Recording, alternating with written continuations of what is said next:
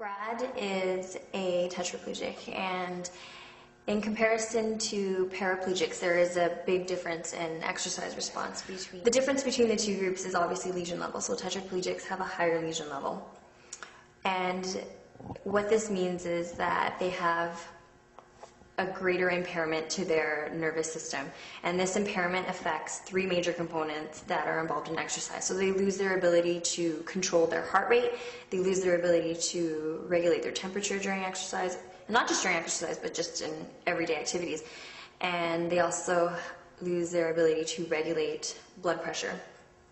And so when they are exercising, losing control over these three things basically hinders their performance. If you take a look at an able-bodied person, or even just a paraplegic, when they're exercising, the ability to increase heart rate, what that means is that your heart is able to keep up with the amount of work that your body's doing. So when you're exercising, your heart needs to beat faster because you're using more muscle mass, and your muscles require energy.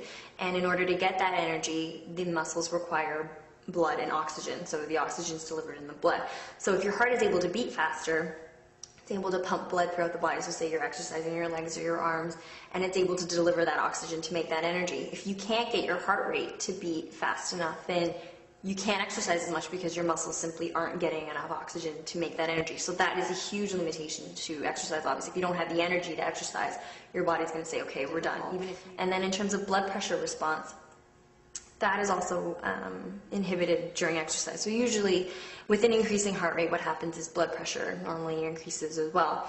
And from before, when Brad was doing just the arm exercise, he would say he was getting dizzy. So that in itself is a huge decrement to exercise as well. So his blood pressure isn't normally maintained during exercise. So the fact that he's saying, okay, I'm getting dizzy, definitely impairs his ability to maximize his exercise capacity as well. I mean, just basic things. So you're looking at blood pressure, temperature regulation, and heart rate as three basic but extremely important things during exercise that someone with tetraplegia loses complete control over. So those are things that you could say, okay, they're things they have to overcome, but really it's not overcoming them, it's just dealing with them. It's not something that's like, oh, the more I exercise, that's going to improve. That's just something that they have to deal with during exercise.